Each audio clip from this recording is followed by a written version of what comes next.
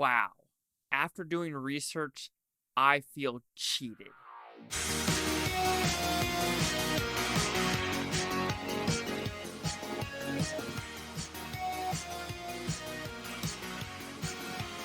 Chase Liaki here with the Blue Futon reviewing Next Goal Win. So what's it about? Pretty simple premise. This is based on a true story of something that happened to American Samoa versus Australia, 31-0. And now they're just going to try to get one goal in the history of America, Samoan soccer, or football. So first off, when it comes to soccer or football, I hate it.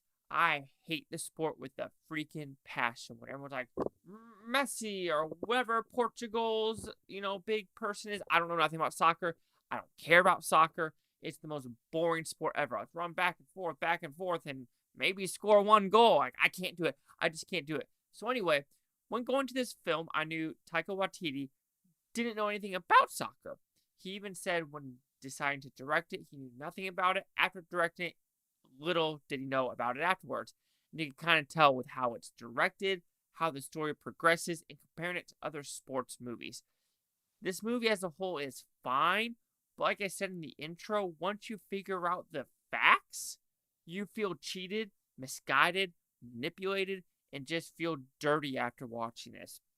So I'm talking about the positives. I do think the Hawaiian landscape is nice because they did not film this in American Samoa. They filmed it in Hawaii. So there's a good landscape there. I think Michael Fassbender does the best job as he can with some of the dialogue and scenarios he is given. And also, I'll give crafts to the story. And what I mean by that is switching Will Arnett with Armie Hammer and how they did it. And Will Arnett apparently was in like barely none of the scenes. So that's a fantastic editing choice of how they decided to do that. Looks freaking awesome. A lot of reshooting or whatever. But this has been sitting on the shelf for about 3 to 4 years and it's finally released. And I understand why, because it's just not a good movie. So when comparing this to other sports movies, you have like Coach Carter, you have Miracle, you have Remember the Titans, you have We Are Marshall. To me, these are all better movies. You have the Rockies, you have the Creeds. I have a bunch of sports movies out there. I don't know any other ones on the top of my head. But anyway, you know where I'm getting at, where these movies feel like the director and writer knew something about the story. This movie was more about the side characters and trying to make fun of the American Samoans, trying to make fun of the only white guy on the island. Kind of, I want to say making fun of the religious aspect of it, but it was doing more of the characters than more of the sport.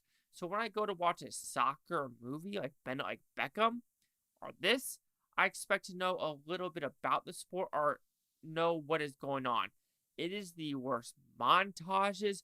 There's nothing given to me to understand that these characters know anything about soccer. The only one I could relate to is the goalie that got 31 points scored on him, but also blocking 60 at the same time. That was the only one where I was like, okay, he knows something about soccer and he can put this team together.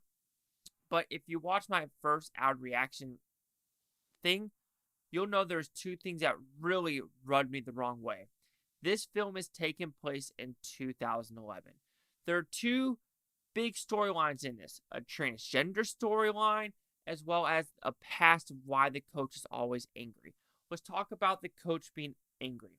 So something did happen in his past, but in this movie it happened in 2009. In real life it happened in 2004. Yes, I understand that, 7 years to 2 years, that 5-year gap, people can change that time frame, but it's still a horrific thing that occurred that I don't know if that really, it was manipulative. As someone who lost a sister and seen the effect of the parents, yes, it's a factual thing that occurs. But I felt dirty just witnessing it in real life and having this change and alter the timeline.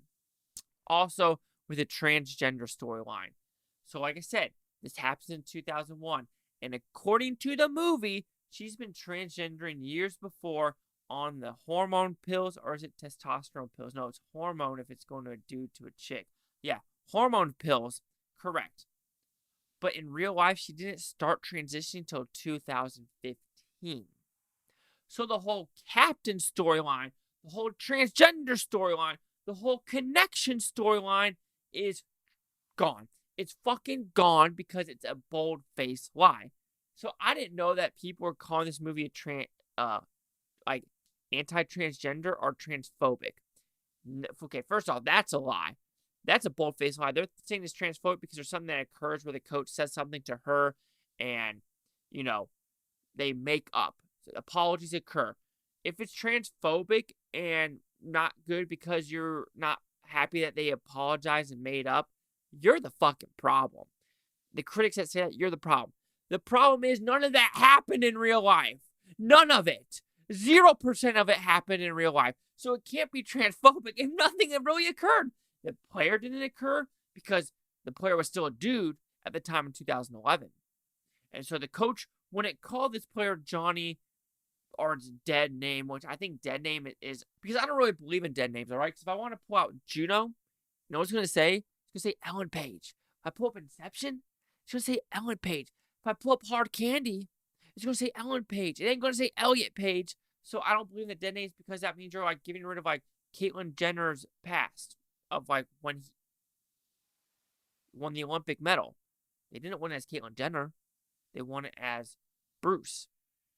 Same with Ellen Page. She got the Oscar nomination as Ellen Page. So that's just my thing with this movie as a general, where I just felt like I was told a lie. It's based on true events.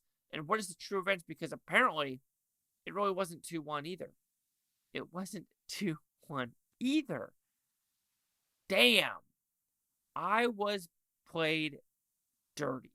So overall, next goal wins. Yes, the heartstrings want to be pulled. Like they want to be pulled. But then when you learn what's truly happening in the real world, fam, you done fucked up. So next goal wins will receive a 1.5 out of 5 with Futon. So this goes at 30%. We'll see what the critics' news scores gave this one. So you have critics a 47% with 38 and no audience score. I'm curious, the people that gave it negatives, are they in the 30s or more in the positives? So we got a C, we got a 4 out of 5, 3 out of 5. Not a lot of critics give their like actual score in the little, little synopsis. I want to know numbers. I want to know numbers or grades. We got a B minus. Okay, we have a 4 out of 10, 7 out of 10, a 2 out of 10. Slash Films gave it a 2 out of 10. I have to agree with. I'm pretty damn close to that. But yeah, 48. 30. Chase Hockey here with the Blue Futon. Like, comment, subscribe. Let me know things Futon Topi. You Futon, it was a great day. Don't care what to take tomorrow. We've found both for you, for every single one of you. Man, I feel cheated.